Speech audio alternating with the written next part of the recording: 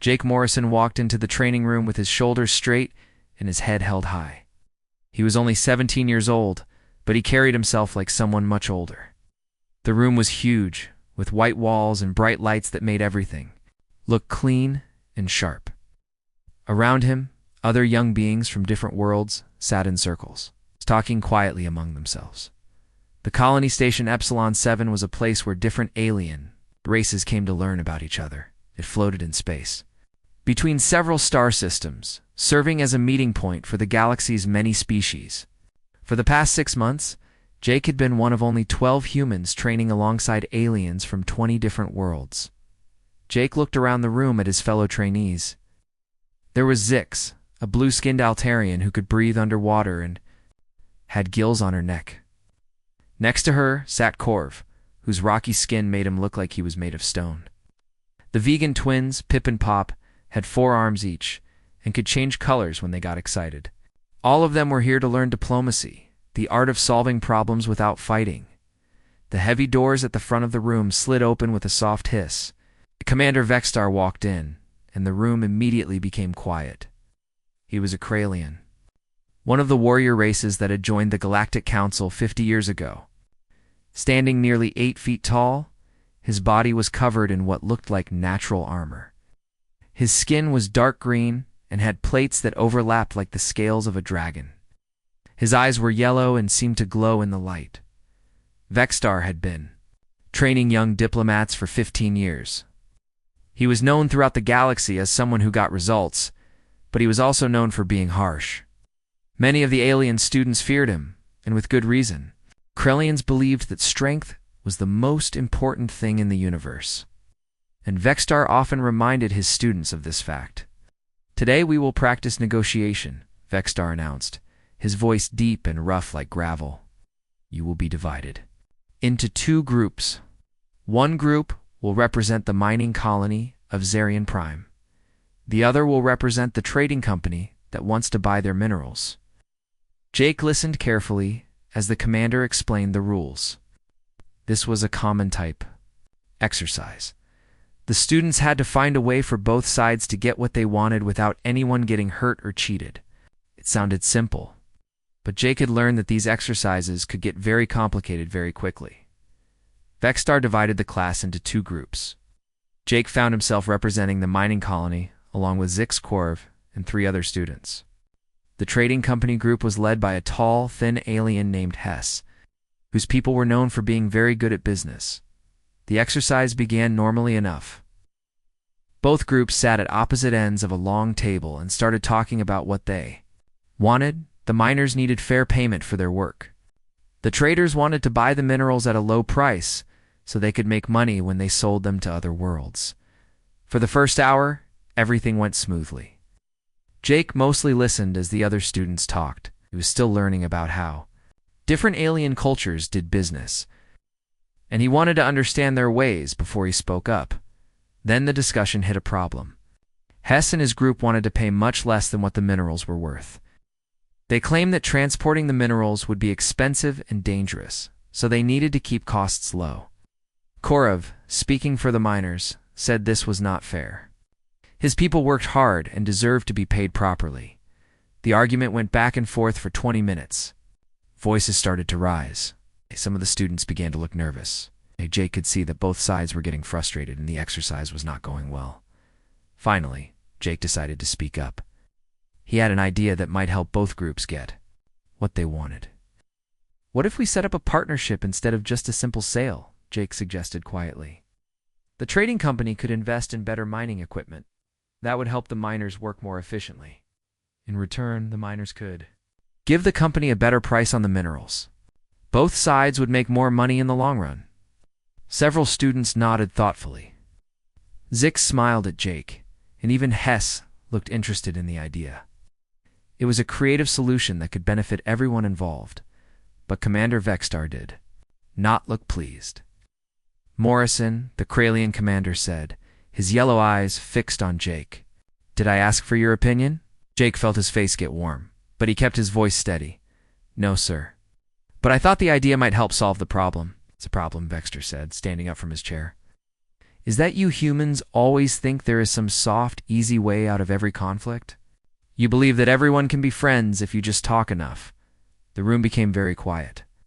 All the other students were looking back and forth between Jake and the commander. Jake could feel the tension building like electricity in the air. Before a storm, sir, I think cooperation often works better than conflict, Jake replied. Both sides can win if they work together. Vexstar took a step closer to Jake's table. His armored skin seemed to get darker, and Jake could hear a low rumbling sound coming from the alien's throat. This was not good. You think cooperation works? Better than strength? Vexstar asked, his voice getting louder. You think your weak human ideas are superior to the way the galaxy has operated for thousands of years? Jake knew he should probably apologize and sit down quietly. That would be the smart thing to do. It would be the safe thing to do. But something inside him would not let him back down. I think strength without wisdom is just violence, Jake said, standing up from his chair. And violence usually creates more problems than it solves. The other students gasped. Several of them scooted their chairs back from the table. Zix looked at Jake with wide eyes, shaking her head slightly as if trying to warn him to stop talking. Commander Vexstar's face changed. The rumbling sound got louder, and his yellow eyes seemed to glow brighter. He walked around the table until he was standing directly in front of Jake. The size difference between them was enormous. Jake was average height for a human teenager. About 5 feet 8 inches tall, Vexstar towered over him like a mountain. You dare to question me, human child? Vexstar snarled. You think your pathetic species knows better than races that have conquered star systems. Jake's heart was beating fast, but he did not step back. I think every species has something valuable to contribute. That's why we're all here learning together. That was apparently the wrong thing to say. Vexstar's huge hand moved faster than Jake expected. The back of the Kralian's armored fist struck Jake across the face with tremendous force. The sound of the impact echoed through the room like a gunshot. Jake flew sideways through the air and crashed into the metal wall with a sickening thud. He slumped to the floor and did not move for several seconds. Blood began to pool beneath his head. The alien students sat frozen in their chairs, staring at the motionless human. Many of them had never seen violence before. Their species had evolved on peaceful worlds where such brutality was unknown. Vexstar stood over Jake's still form, breathing heavily. Let this be a lesson to all of you, he announced to the terrified class. Strength rules this galaxy. The weak serve the strong. This is the natural order. But then something happened that no one expected. Jake's eyes opened, slowly, painfully. He pushed himself up onto his hands and knees.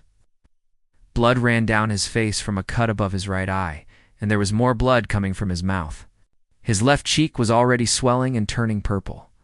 The room was completely silent as Jake struggled to his feet. He swayed slightly, but he managed to stand upright. Then he looked directly at Commander Vexstar, with eyes that burned with a fire that made several aliens take an involuntary step backward. Is that all you've got? Jake asked, his voice quiet but clear enough for everyone to hear. The silence in the training room stretched on for what felt like hours. Commander Vexstar stared at Jake Morrison with his glowing yellow eyes, unable to believe what he was seeing. The human boy should have been dead. At the very least he should. Had been unconscious with severe brain damage, but Jake was standing. Not only was he standing, but he was looking at the Kralian commander with a defiance that made the alien's blood run cold. There was something in the human's eyes that Vexstar had never seen before in any of the soft species he had encountered. Oh. Security. To Training Room 7, Vexstar said into his communication device, his voice shaking slightly. Medical emergency. Within minutes, the room filled with people. Station security officers arrived first, followed closely by medical personnel pushing emergency equipment. Dr. Lisa Carter, Human Liaison and Chief Medical Officer for the human contingent, rushed through the door with her medical bag in. Handout Dr. Carter was a woman in her 40s, with short brown hair and calm, steady hands. She had served as a combat medic in several human military conflicts before joining the diplomatic mission to the stars. When she saw Jake standing there covered in blood, her training immediately took over. Jake, I need you to sit down right now, she said firmly, guiding him to a chair. Don't move your head too much. As Dr. Carter began examining Jake, the alien students watched in fascination and horror. They whispered among themselves in their various languages, trying to understand what they had just witnessed. "His skull should be cracked," whispered Zix, the blue-skinned Altarian. "No one survives a blow like that from a Kralian warrior." "Maybe humans are different than we thought," replied Corv, his rocky skin shifting colors as he spoke. Elvis. Was something his people did when they were confused or frightened. Dr. Carter pulled out a small scanning device and ran it over Jake's head. The device beeped and clicked as it took readings. Her eyebrows went up as she looked at the results. "Jake, how many fingers am I holding up?" she asked, holding her hand in front of his face. "3," Jake replied without hesitation. His voice was steady, though there was still blood on his lips. "What's your full name and where are we?" "Jake Morrison. We're on Colony Station Epsilon 7 in Training Room 7. "What day is it?" "Tuesday the 15th of March, Standard Galactic Calendar." Dr. Carter shook her head in amazement. According to her scanner, Jake had multiple hairline fractures in his skull. He also had damage to his spine and probably had internal bleeding. Any other species would have been dead or dying. But Jake was answering questions correctly and seemed fully aware of his surroundings. "Commander." Baxter stepped closer to Dr. Carter. "How is this possible?" he demanded. "I hit him with enough force to crush a steel plate." Dr. Carter looked up at the towering alien with eyes that showed no fear, only professional concern. "Commander, I need to get Jake to the medical bay immediately. We can discuss the details later." But Jake shook his head. "Fine, Doc." "Really? It hurts, but I've had worse." Everyone in the room stared at him. The alien students could not believe that anyone could describe such an injury as something they had experienced before. What kind of world did humans come from where injuries like this were common? Dr. Carter helped Jake to his feet and led him toward the door. As they walked, she spoke quietly to the other humans who had arrived with the medical team. "Contact Colonel Hayes, immediately," she said to a young man in a blue uniform. "Tell him we have a code yellow situation. Jake's fine, but our cover might be compromised." The man nodded and spoke into his communication device. Within seconds, he was connected to someone on Earth. "Sir, we have a situation on Epsilon 7. Jake Morrison was attacked by Commander Vexstar during a training exercise. He's alive and conscious, but Dr. Carter says this might expose our real capabilities." Meanwhile, in the training room, the alien students were asking each other questions that none of them could answer. "What did she mean by cover?" asked one of the vegan twins. "And what's a code yellow?" asked the other. Zix swam closer to Corv in the air. Her people could move through air almost as easily as through water. "I think the humans have been hiding something from us," she said quietly. Commander Vexstar was thinking the same thing. He had been trained in combat since he was a child. He knew exactly how much force he had used when he struck the human boy. That blow should have killed any member of the soft species. Yet Jake Morrison had not only survived, he had gotten back up and challenged him in the medical bay. Dr. Carter was running more detailed scans on Jake while other human personnel gathered around. The medical bay was designed to treat injuries from dozens of different species, so it was equipped with the most advanced medical technology in the galaxy. "The skull fractures are already beginning to heal," Dr. Carter announced to the room. "His brain shows no signs of serious damage, and his spine is stable. Heart rate and blood pressure are elevated, but within normal human ranges for stress." A tall man with gray hair entered the medical bay. This was Captain Ron Blake, the senior human officer on the station. He had been in charge of humanity's diplomatic mission since it began 2 years ago. "How bad is it?" Captain Blake asked Dr. Carter. "Medically, he'll be fine in a few days." "Politically?" "That depends on how we handle this." Captain Blake nodded grimly. "The aliens are already asking questions. Commander Vexstar is demanding to know how Jake survived his attack. Station commander wants a full report within the hour." Jake sat up on the medical table, despite Dr. Carter's attempts to keep him lying down. "Captain, I'm sorry. I know I wasn't supposed to fight back or show how tough we really are, but he hit me in front of everyone, and I just couldn't let him think humans are weak." "You did fine, son," Captain Blake said, putting a hand on Jake's shoulder. The problem is that now they know we're not as fragile as we pretended to be. That changes everything. Dr. Carter pulled up Jake's medical files on her computer and showed them to Captain Blake. Look at these readings. According to galactic medical standards, Jake should have died instantly. His bone density is 3 times higher than what we reported to the Galactic Council. His muscle fiber composition is completely different from what's in our official files. We knew this day would come eventually, Captain Blake said with a sigh. We just hoped we'd have more time to integrate peacefully before they learned the truth about us. And while news of the incident was spreading throughout the station, alien crew members who had heard about the attack were gathering in small groups, talking in hushed voices about what they had witnessed in the station's main communication center. Messages were being sent to governments across the galaxy. The Altarian Council wanted to know how a human child had survived a Kralian death blow. The vegan parliament was demanding an investigation into whether humans had been lying about their physical capabilities. Even the peaceful Centaurians were asking questions about what other secrets humanity might be hiding. Commander Vexstar sat in his private quarters, staring at his hands. He had fought in dozens of battles and had never failed to defeat an enemy with a single blow. The fact that a human teenager had not only survived his attack, but had challenged him afterward was shaking his understanding of how the universe worked. He pulled up the official files on human physiology that had been provided to the Galactic Council when Earth first joined. According to these documents, humans were one of the weakest species in the galaxy. They had evolved on a mild planet with few predators and had only recently developed space travel.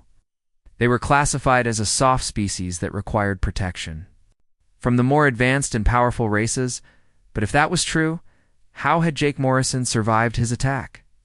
Vexstar opened a secure communication channel to the Kralian High Command on his homeworld. Within moments, the face of General Kraktos appeared on his screen. The general was even larger than Vexstar, with battle scars covering his armored hide. Commander, I have received reports of an incident involving a human child, the general said without preamble. Explain. When he finished, General Kraktos was quiet for a long time. You struck this human with full force, the general finally asked. Yes, sir. Enough to kill any soft species instantly. And he got up and challenged you? Yes, sir. General Kraktos leaned back in his chair, his yellow eyes thoughtful. Commander, I think we may have been deceived about the true nature of these humans. I want you to observe them carefully and report everything you see. If they have been hiding their real capabilities, we need to know immediately. Back in the medical bay, Jake was finally feeling the full effects of his injuries. His head was pounding and his vision was slightly blurry, but he was alive, conscious and angry. How long do you think we can keep this quiet? He asked Captain Blake. We can't, the captain replied. By tomorrow, every government in the galaxy will know that humans are tougher than we claim to be. The question is, what we do next. Dr. Carter finished her examination and sat down next to Jake. The good news is that you're going to make a full recovery. The bad news is that you just changed the entire course of human-alien relations. Jake managed a weak smile despite his injuries. Sorry about that. Jake Morrison woke up the next morning feeling like he had been hit by a spaceship. His head still hurt and his face was swollen and bruised, but he was alive and thinking clearly. As he sat up in his bed in the medical bay, he saw that he was not alone. Dr. Carter was checking his vital signs on a monitor near his bed. Next to her stood a man Jake had never seen before, but who looked very familiar. He was tall and broad-shouldered, with short brown hair and green eyes that were exactly like Jake's own. The man wore a military uniform with the rank of colonel. Dad? Jake asked, his voice still a little rough from his injuries.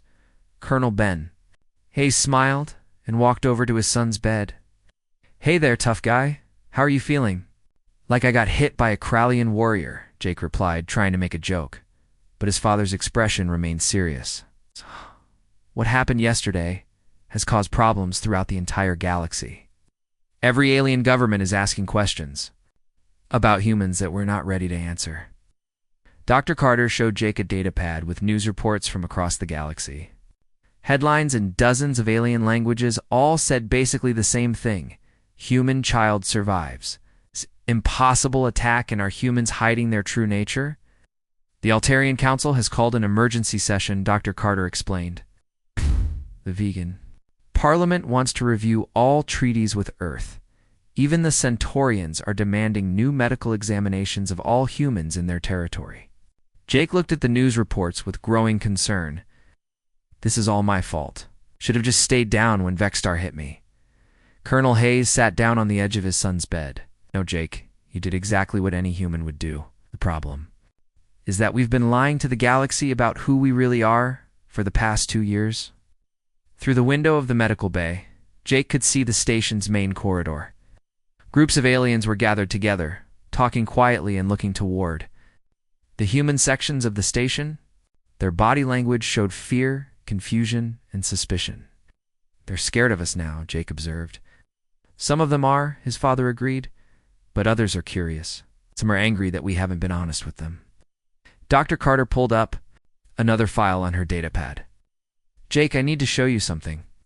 These are the official medical records we submitted to the Galactic Council when Earth first joined. The records showed that humans were a fragile species with light bone structure, weak muscles, and poor healing abilities. According to these fake documents, humans needed special protection and could not survive in harsh environments. Now look at your real medical scan from yesterday, Dr. Carter continued. Switching to a different file, Jake's actual scan showed bone density that was 3 times higher than the fake records claimed. His muscle fibers were much denser and stronger. His healing rate was incredibly fast compared to what the aliens expected. We've been pretending to be weak so that other species wouldn't see us as a threat, Colonel Hayes explained. Earth's government decided that it would be easier to join the galactic community as a peaceful, harmless species rather than reveal our true nature. Jake looked at his father with new understanding. But I ruined that plan. You revealed the truth, his father corrected. There's a difference. Outside in the corridor, more humans were arriving on the station. Jake could see them through the window, men and women in various uniforms, all moving with a confidence and purpose that he had never noticed before. Now that he knew the truth, he could see that these people were not just diplomats and scientists. They were soldiers, engineers, and specialists who had been pretending to be something they were not. Captain Blake entered the medical bay with a serious expression on his face. Colonel, we have a situation. Commander Vexstar is demanding another meeting with Jake. He says he wants to understand how the boy survived his attack. Absolutely not, Dr. Carter said immediately. Jake is still recovering from his injuries. But Jake was already getting out of bed. I'll talk to him. Maybe can explain things without making the situation worse. His father looked at him with concern. Are you sure you're ready for that? Jake nodded, though his head still hurt when he moved too quickly. I think it's time to stop pretending, Dad. An hour later, Jake found himself in a different room with Commander Vexstar, Captain Blake, and several other officials from various alien species. The Kralian commander looked uncomfortable, which was unusual for someone of his warrior background. Human child, Vexstar began, his voice less arrogant than usual. I struck you with enough force to kill any soft species, yet you survived and remained conscious. How is this possible? Jake looked around the room at the assembled aliens. There were representatives from the Altarian Council, the Vegan Parliament, and several other governments. All of them were waiting for his answer. Commander, with respect, I think your information about humans might be incomplete, Jake said carefully. What do you mean? Asked Counselor Vera, the Altarian representative. Her blue skin seemed to shimmer as she spoke. Jake took a deep breath. Humans evolved on a world that was much more dangerous than we told you. We had to survive against predators that could kill us with a single bite. We had to endure natural disasters that could destroy entire cities. We had to fight wars that lasted for decades. The aliens in the room exchanged glances. This was not what they had been told. About Earth. Our bones are dense because we needed to survive falls and impacts, Jake continued. Our muscles are strong because we had to run, fight, and climb to stay alive. Our healing is fast because we got injured a lot and needed to recover quickly. Vexstar leaned forward in his chair. You are saying that humans are naturally tough? Very. Tough, Jake confirmed. But we're also peaceful. We learned that fighting usually makes problems worse, not better. So when we joined the galactic community, we decided to focus on diplomacy and cooperation, instead of showing our strength. But why hide your true nature? Asked Representative Kell from the vegan parliament. His forearms moved expressively. As he spoke, Jake looked at his father and Captain Blake, who nodded encouragingly. Because we were afraid you would see us as a threat instead of as friends. We wanted to be part of the galaxy, not conquer it. The room was quiet for several minutes as the aliens processed this information. Finally, Commander Vexstar spoke. You mean to tell me that your entire species has been ... acting weak? Not acting weak, Jake corrected, choosing to be peaceful. There's a difference. Vexstar stood up and began pacing around the room. His armored footsteps echoed loudly on the metal floor. This changes everything. If humans are truly as tough as you claim, then our entire understanding of your species is wrong. That's why we're having this conversation, Captain Blake said. Yesterday's incident has forced us to be honest about who we really are. Counselor Vera raised one of her webbed hands. What other secrets are you hiding from us? At the alien officials with sincere eyes, we're not hiding anything else. We just wanted to show you that we're not your enemies. We want to work together to make the galaxy a better place for everyone. But Vexstar was not satisfied. If you are truly as strong as you claim, then prove it. I challenge you to combat. Room erupted in surprised voices. Several aliens began talking at once in their various languages. Captain Blake started to object, but Jake held up his hand. What kind of combat? Jake asked calmly. Single combat, according to Kralian tradition. Vexstar replied. You and I, no weapons, until one of us yields or cannot continue. The other aliens looked shocked. Combat trials were legal under ancient galactic law, but no one expected a human teenager to accept such a challenge from a trained Kralian warrior. Jake, you don't have to do this, his father said quietly, but Jake was already nodding. I accept your challenge, Commander. The room fell silent again. Vexstar looked surprised that Jake had agreed so quickly. You understand that I will not hold back? Because you are young? The Kralian warned. I wouldn't want you to, Jake replied. When do we fight? Captain Blake stepped forward. If this is really happening, then we need to follow proper procedures. The combat trial must be witnessed by representatives from at least 5 species, and it must be recorded for the Galactic Archives. Agreed, Vexstar said immediately. Tomorrow at noon, in the main assembly hall? As the meeting ended and the various officials left to prepare for the combat trial, Jake remained in the room with his father and Captain Blake. Son, are you absolutely sure about this? Colonel Hayes asked. Vexstar is a trained warrior with decades of combat experience. Jake touched the bruises on his face, which were already beginning to fade thanks to his enhanced healing. Dad, I've been training my whole life for something like this. We all have. It's time to show the galaxy that humans are not victims. Captain Blake looked concerned. Jake, if you lose this fight, ... I won't lose, Jake said with quiet confidence. And after tomorrow, no one in the galaxy will ever underestimate humans again. Outside the room, news of the combat trial was already spreading throughout the station. Within hours, representatives from dozens of alien species would be arriving to witness what many expected to be a brutal execution, but the humans were not worried. They were finally ready to show the galaxy who they really were. The news of the combat trial spread across the galaxy faster than light travel. Within 12 hours of the challenge being announced, representatives from over 40 alien species had requested permission to witness the fight. The main assembly, Hall of Colony Station Epsilon 7, was quickly converted into an arena. With seating arranged in a large circle around a marked fighting area, Jake spent the morning in the human quarters with his father and the other human personnel. To the aliens watching them, it might have looked like a normal preparation session, but Jake could see the difference now. Every human on the station moved with a controlled grace that spoke of combat training.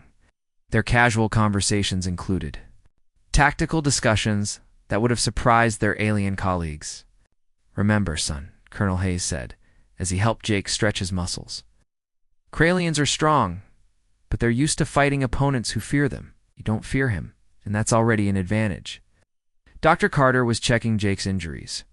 One final time, the bruises on his face had faded to a light purple, and his skull fractures were healing remarkably fast. "Your recovery rate is incredible, even by human standards," she observed. "I think all those years of training are paying off." Jake nodded, thinking about his childhood. While other human children had been playing normal games, Jake had been learning martial arts, survival techniques, and tactical thinking. His parents had told him it was important to be prepared for anything, but he had never fully understood why until now.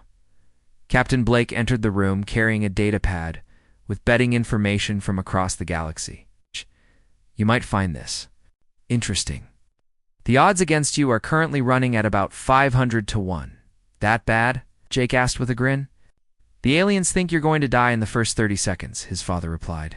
"They've never seen a human fight before, so they're basing their predictions on what they think they know about our species." Meanwhile, in another part of the station, Commander Vexstar was going through his own preparations. Unlike the humans, he was preparing alone. Kralian warriors traditionally faced combat challenges without assistance. Relying only on their own strength and skill, Vexstar had spent the night reviewing everything he knew about human physiology. Even with the new information that had been revealed, he still could not understand how such a small, seemingly fragile creature could pose any real threat to a trained Kralian warrior. He stood in front of a mirror, examining his reflection. His natural armor gleamed in the light, and his muscles rippled beneath his armored skin. He had fought and defeated opponents from dozens of different species. This human child, no matter how surprisingly tough he might be, would be no different. But deep in his mind, a small voice was whispering doubts. How had Jake survived his attack? How had the boy managed to stand up and challenge him with such confidence? These questions had been bothering Vexstar all night, and he had no good answers. 2 hours before the combat trial, alien representatives began arriving at the station. The Altarian Council sent their military attaché, a veteran warrior named General Zara, who had commanded fleets in several border conflicts. The Vegan Parliament sent their top strategic analyst, Professor Kell, who specialized in studying combat techniques from different species. Even the peaceful Centaurians sent an observer, though they made it clear that they disapproved of solving disputes through violence. Their representative, Ambassador Lin, spent most of her time trying to convince both sides to reconsider the combat trial. "This is unnecessary," Ambassador Lin said to Captain Blake as they stood in the corridor outside the assembly hall. "Surely this matter can be resolved through negotiation." "Ambassador, I appreciate your concern," Captain Blake replied diplomatically. "But Commander Vexstar has invoked his people's ancient right of trial by combat. Under galactic law, we cannot refuse without losing face for both our species." Inside the assembly hall, technicians were setting up recording equipment to broadcast the fight across the galaxy. This would be the first time that most aliens had ever seen a human in actual combat, and the interest was enormous. Betting pools had been established on dozens of worlds. The vast majority of aliens were wagering on how quickly Vexstar would defeat Jake. Some bets focused on whether Jake would survive the first minute. Others were predicting that the fight would be over in seconds. Only a few scattered bets had been placed on Jake winning, and these came mostly from humans on Earth, who had heard about the challenge through military channels in the human quarters. Jake was putting on simple combat clothing, a plain black shirt and pants made from tough fabric that would not tear easily. He declined the offer of any protective gear, knowing that Kralian combat traditions forbade such equipment. "How do you feel?" Dr. Carter asked, as she took his pulse one final time. "Ready," Jake replied simply. His heart rate was elevated, but steady, and his breathing was calm and controlled. Colonel Hayes placed a hand on his son's shoulder. "Jake, I want you to know that no matter what happens in there, your mother and I are proud of you. You've shown more courage in the past 2 days than most people show in a lifetime. Thanks, Dad. But don't worry about me. I've got this." As they walked toward the assembly hall, Jake could hear the buzz of alien voices speaking in dozens of different languages. When they entered the hall, the noise level dropped significantly as hundreds of alien eyes focused on him. The assembly hall had been transformed into something resembling an ancient gladiatorial arena. Circular seating surrounded a marked fighting area about 30 feet in diameter. Representatives from major alien governments sat in the front rows. While military observers and journalists filled the remaining seats, Jake walked to the center of the arena, where Commander Vexstar was already waiting. The size difference between them was even more dramatic in the large open space. Vexstar stood nearly 8 feet tall and weighed at least 400 pounds. His armored skin gleamed under the bright lights, and his yellow eyes glowed with confidence. Jake, at 5 feet 8 inches and 160 pounds, looked like a child standing next to a mountain. Station Commander Trell, a dignified alien from the administrative Corin species, stepped forward to officiate the combat. Trial. His purple skin and formal robes gave him an air of authority that silenced the assembled crowd. We are gathered here to witness a trial by combat between Commander Vexstar of the Kralian Defense Force and Jake Morrison of the Human Diplomatic Mission, Commander Trell announced. This trial is being conducted according to ancient galactic law and will be witnessed by representatives from 43 species. The commander turned to face both fighters. The rules are simple. Combat continues until one fighter yields, is rendered unconscious, or is unable to continue. No weapons Are permitted. No outside assistance is allowed. Do both fighters understand and accept these conditions? I understand and accept, Vexter replied, his deep voice echoing through the hall. I understand and accept, Jake said clearly. Commander Trell stepped back to the edge of the fighting area. Fighters, prepare yourselves. Vexstar dropped in too, a combat stance that Jake recognized from his studies of Kralian fighting techniques. The alien's massive arms were raised defensively, while his legs were positioned to deliver powerful kicks. It was a style designed to use overwhelming force to crush opponents quickly. Jake took a much different stance, stood with his feet shoulder-width apart, his hands loose at his sides, and his body relaxed but ready to move in any direction. To most of the alien observers, he looked unprepared and vulnerable. But Colonel Hayes, watching from the front row, recognized his son's stance immediately. It was a fighting position developed by human special forces, designed for maximum mobility and adaptability. Jake was not planning to meet Vexstar's strength with strength. He was planning to use the alien's size and power against him. Trial begin, Commander Trell announced. The arena fell completely silent as both fighters began to circle each other slowly. Vexstar moved with the confidence of a predator who had never known defeat. Jake moved like water, flowing and shifting, in ways that made it difficult to predict his next action. For nearly a minute, neither fighter made an aggressive move. They studied each other, looking for weaknesses and opportunities. The alien spectators began to murmur impatiently, expecting the fight to begin with explosive violence. Then Vexstar made his move. With a roar that shook the walls of the assembly hall, he lunged forward with both arms extended, intending to grab Jake and crush him in a bear hug that would end the fight immediately. It was exactly what Jake had been waiting for.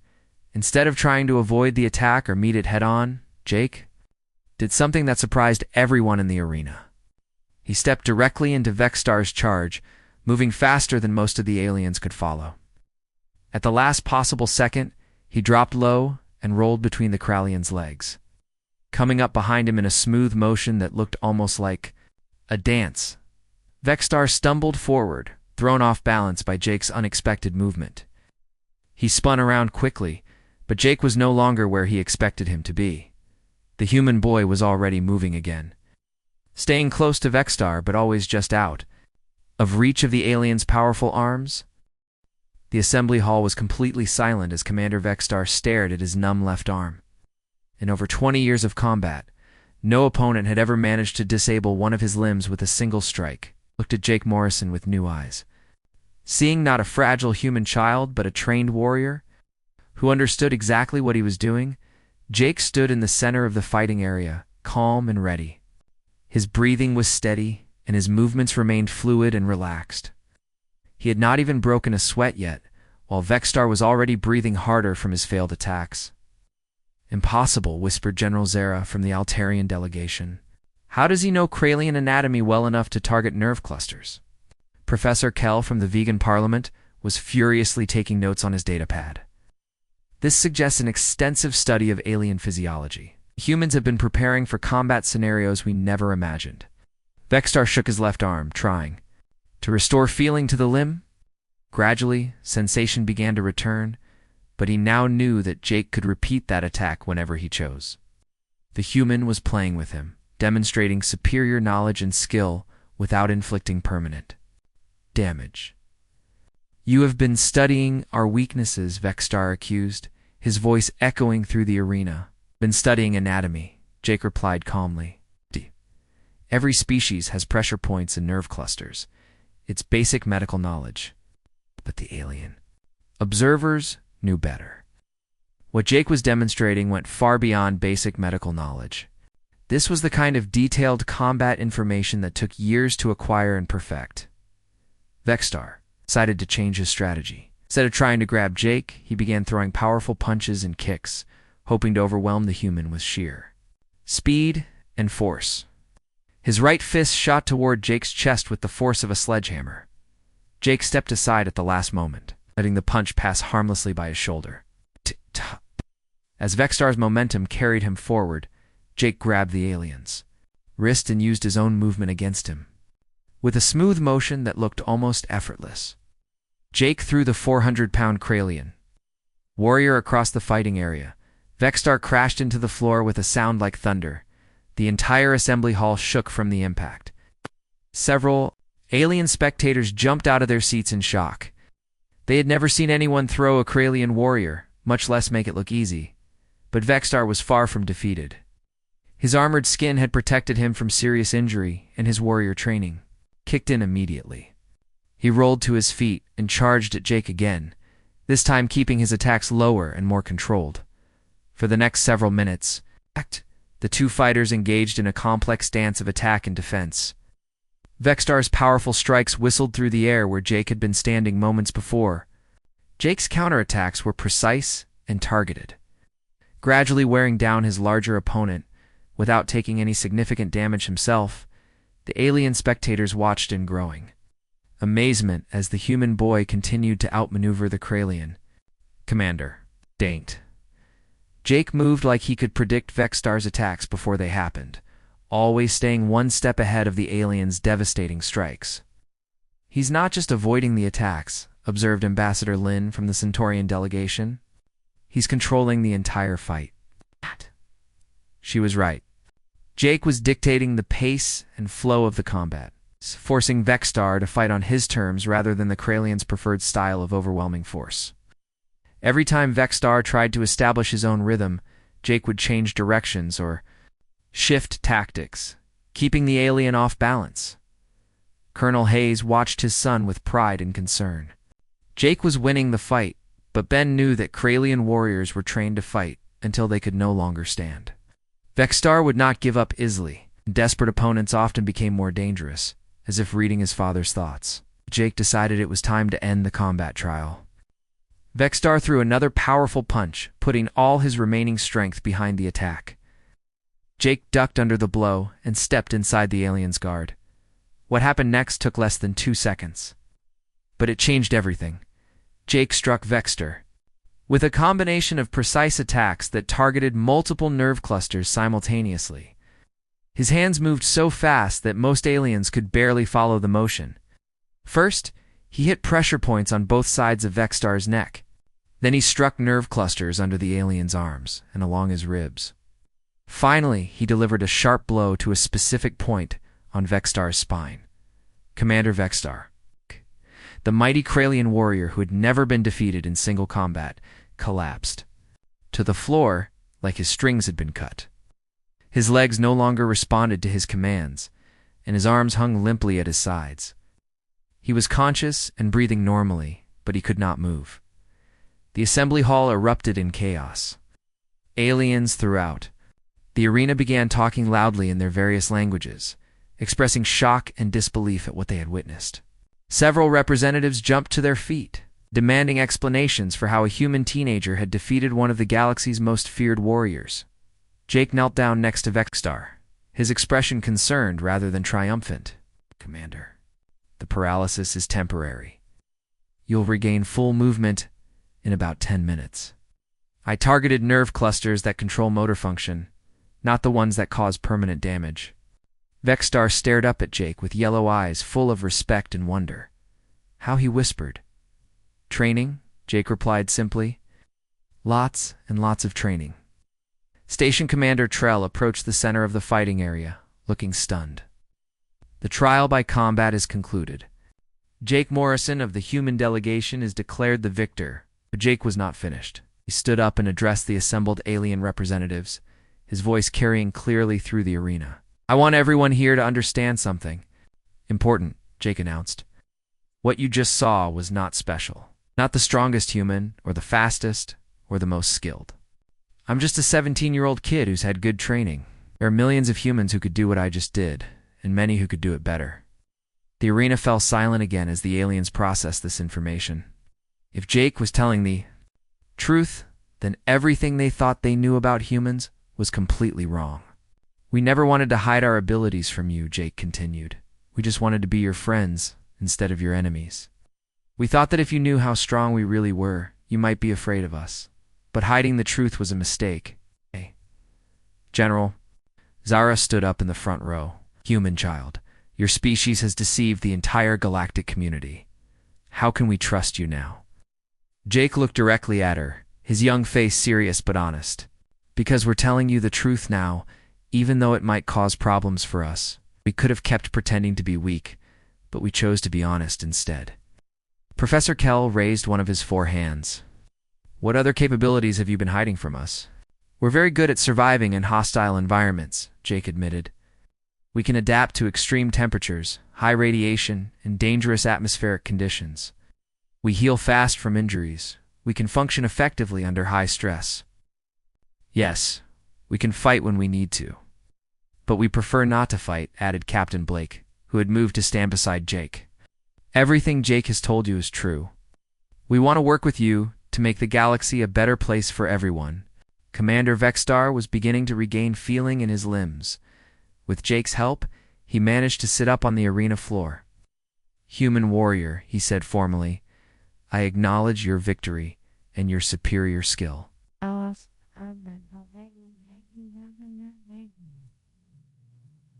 I also apologize for my attack on you during training. It was inappropriate and dishonorable."